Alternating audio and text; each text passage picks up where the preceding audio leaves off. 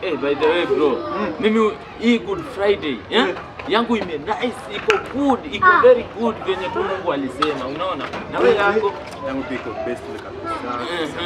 Na wewe bro, very nini bwana? Mimi yangu mnakwambia imekuwa mbaya sana bwana. Mbaya?